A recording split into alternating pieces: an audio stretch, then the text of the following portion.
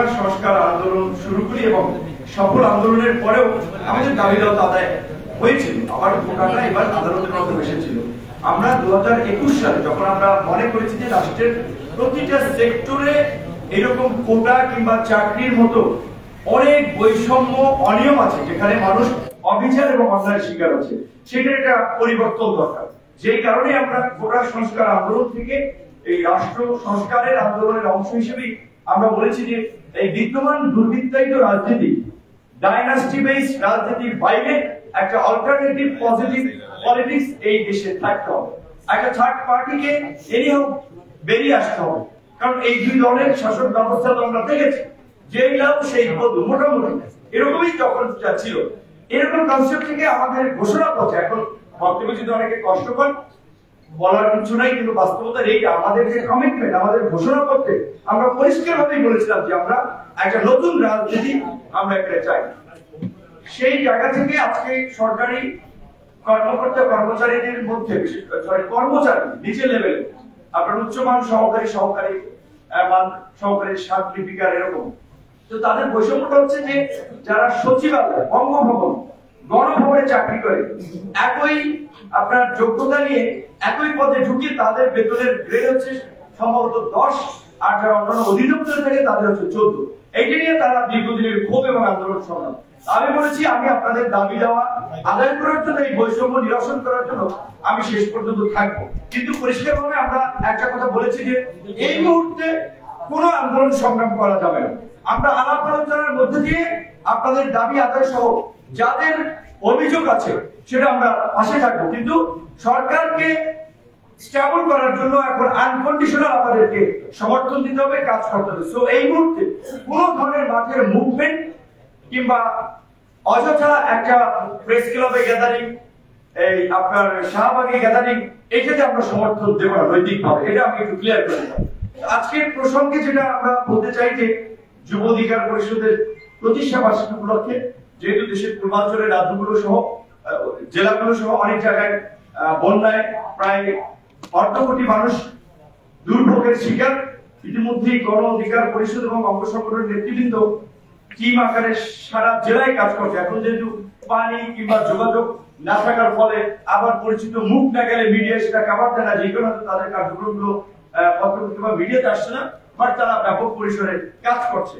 এবং যেই কারণেই তারা আজকে এই যে প্রতিষ্ঠা বার্ষিকী প্রোগ্রামগুলো যেভাবে হয় সাধারণত কেক কেটে সেভাবে জাঁকজমকপূর্ণ না করে বিভিন্ন যুব সংগঠনের নেতৃবৃন্দকে নিয়ে, এবং আজকে বোধহয় 2 জন বিশেষ অতিথি ছিল যারা তরুণ সাংবাদিক, শিল্পী, সাহিত্যিক, সংস্কৃতি কর্মী হিসেবে পরিচিত আমাদের ইসলাম মাহমুদ ভাই, আরেকজনের আসার কথা ছিল আমাদের নতুন যে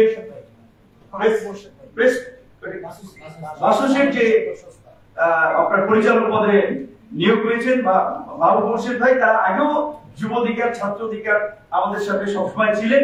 আজকে একটা প্রোগ্রাম করে আসতে পারলেন, তাদের 2 জন শুধু অতিথি ছিল। আজকে একটা আলোচনার টপিক ছিল যে গণঅভ্যুত্থান পরবর্তী তারুণ্যের দেশ ভাবনা শীর্ষক।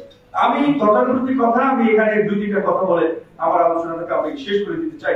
আর আমার মনে হয় পরবর্তীতে আমাদের নেতৃবৃন্দের খেয়াল রাখবেন, এই বিকালের প্রোগ্রাম করলে টেলিভিশন, পত্রপত্রিকা, নিউজ কাভারেজের জন্য 6টার মধ্যে শেষ করা দরকার, নাহলে তারা এটা অফিসে নিউজ করে এটা পৌঁছাতে পারে না।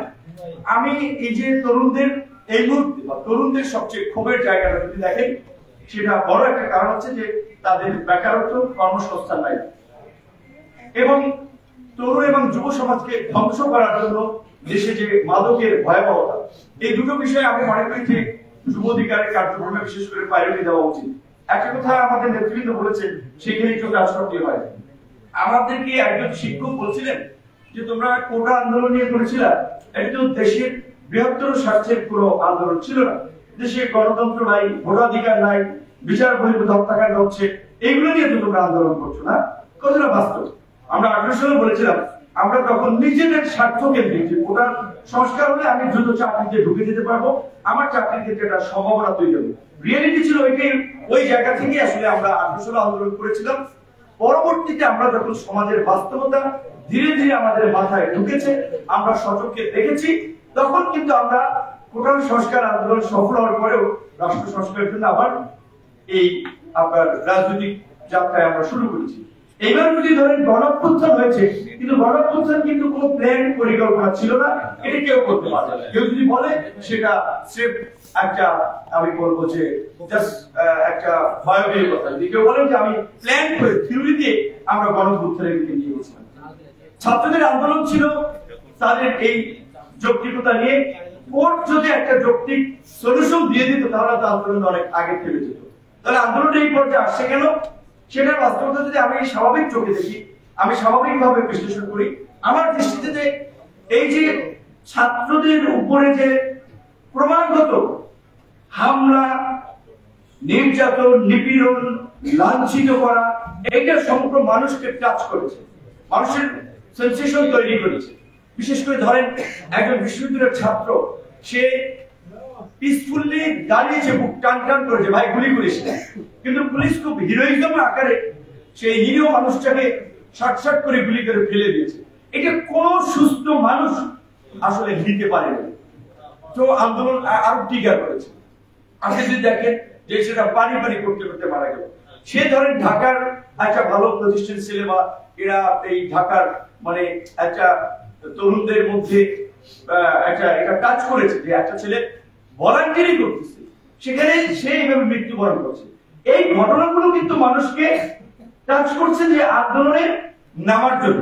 এবং যখন দেখেছে যে এইভাবে আপনার বিশেষ করে নির্বিচারে শান্তিপূর্ণ মিছিলে, সমাবেশে মানুষকে গুলি করা হচ্ছে, প্লেন হেলিকপ্টার থেকে, যেটা পাকিস্তান আমরা হয় নাই। 7ই মার্চ যদি এই সোরার যুদ্ধে যদি একটা বোম মেরে দিত পাকিস্তানিরা, তাহলে কি এই আপনার পরবর্তীতে মুক্তিযুদ্ধের কতটুকু সম্ভাবনা ছিল? ওইটাও কবে হচ্ছে আমরা, কিন্তু 7ই মার্চ যদি এই ঘটনা ঘটতো, কিংবা 7ই মার্চে যদি শেখ মুজিবুর রহমান সাহেবকে গ্রেফতার করে নিয়েছিল রাষ্ট্রদ্রোহিতার অভিযোগে, তাহলে কতদিনের মুক্তিযুদ্ধ তো সংগ্রাম কতদূর যেত সেটা কোশ্চেনের বিষয়। কিন্তু স্বাধীন দেশে গণতন্ত্রের পক্ষে কথা বলার জন্য, আপনার নির্যাতন নিপীড়নের বিরুদ্ধে প্রতিবাদ করার জন্য, বৈষম্যের বিরুদ্ধে কথা বলার জন্য হেলিকপ্টার থেকে গুলি চালানো হয়েছে।